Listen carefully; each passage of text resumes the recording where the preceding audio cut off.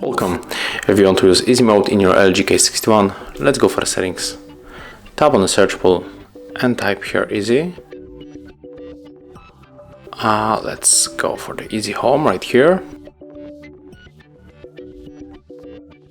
And right now just select the easy home that shows a simple layout with a large font size. So click OK. And as you can see, this is how this mode looks like. And I hope that you enjoy it.